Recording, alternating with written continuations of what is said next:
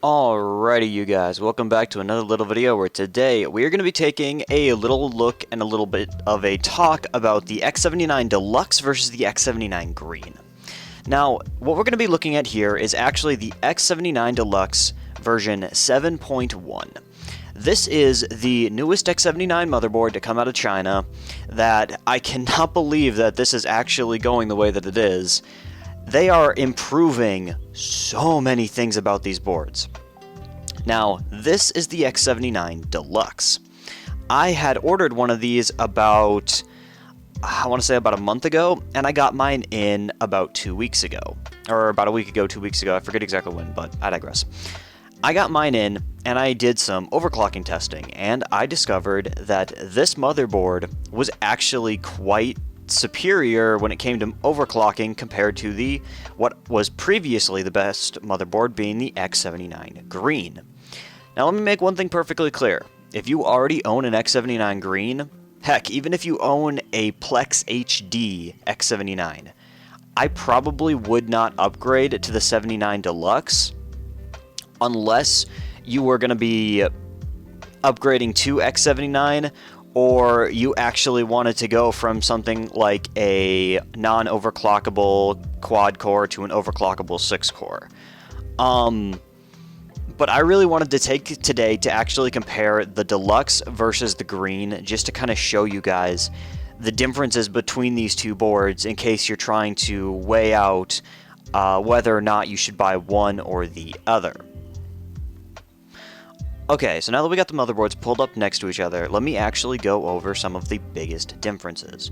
Number one, the Vrm Cooling on the X79 Deluxe actually uses slightly larger fans than what the X79 Green does, meaning that I'm assuming they're going to be quieter over time.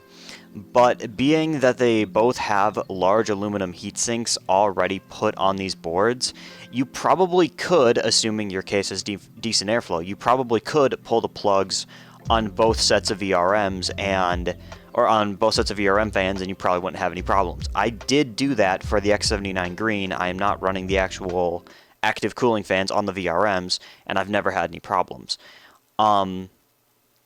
That was one of the bigger changes that I noticed from the X79 Green to the X79 Deluxe.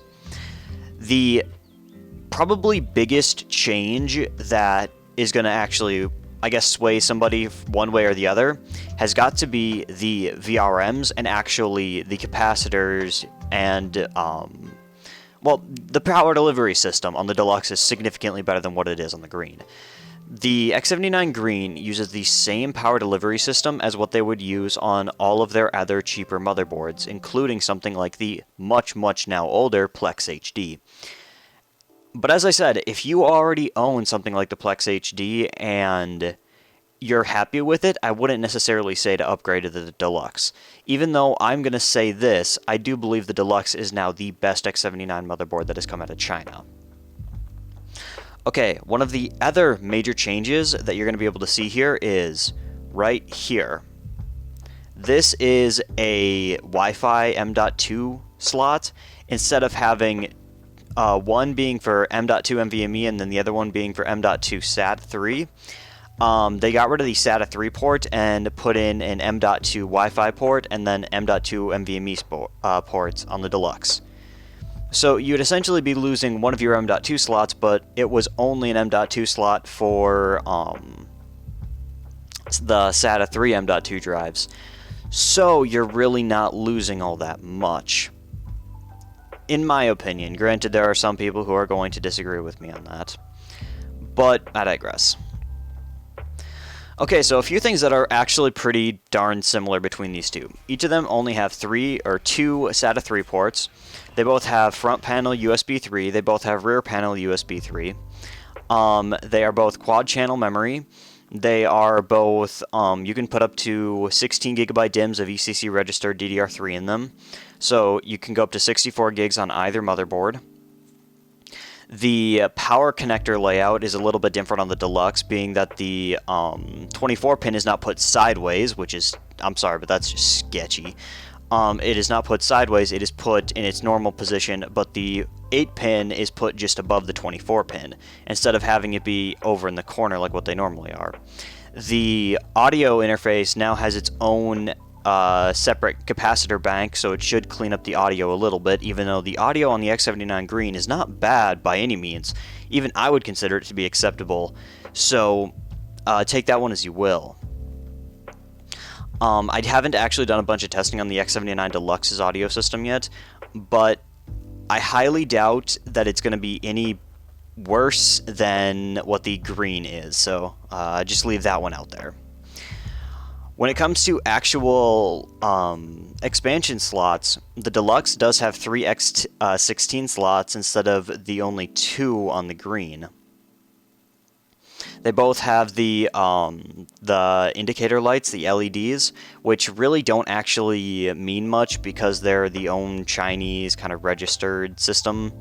So you can find sometimes that there are error codes, but most of the time it's going to be straight, easy sailing with these motherboards. That's kind of why I like them so much, because I've personally never had any problems with them. They both have the standard motherboard, like actual power switches and reset switches. Yeah.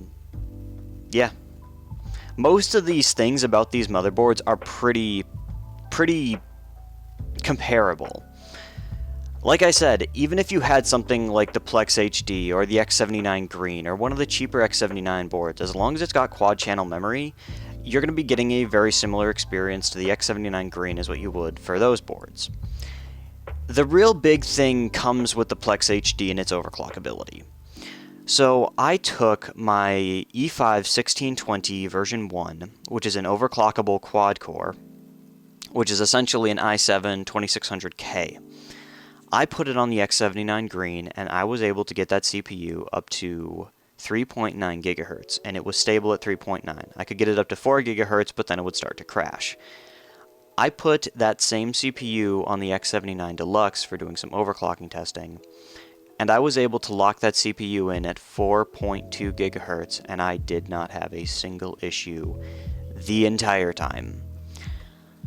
So I cannot attest to the longevity of the X79 Deluxe. I personally haven't had it in my system yet. I'm going to be changing my entire rig over onto the X79 Deluxe instead of being on the X79 Green.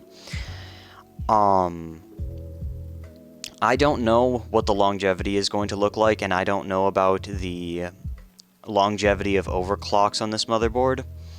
But being the fact that this motherboard, it genuinely feels more high-end. It feels like a better built motherboard. It feels like something that really does have some good engineering into it. And I find this whole thing about these Chinese motherboards every generation getting better and better, it blows me away. It floors me that these people are still willing to do this for these older platforms. And I mean, obviously they're making money doing it. I mean, heck, they're taking a bunch of my money and I'm happy to give it to them. So I just wanted to take today to actually look at the X79 Deluxe and kind of compare it to the X79 Green. Both of them are great X79 motherboards, but if you want actual overclocking performance, you might actually want to look at the X79 Deluxe over something like the X79 Green. So thank you very much for watching. Coming up very shortly, hopefully, I'm going to be completely rebuilding my daily rig. I'm thinking I'm going to go for a 1680 V2 and putting it on the X79 Deluxe, seeing if I can get it at 4.2 gigahertz. I have absolutely no idea if it's going to work, but hey, let's have some fun with it, shall we? Alrighty, I'll see you guys later. Peace!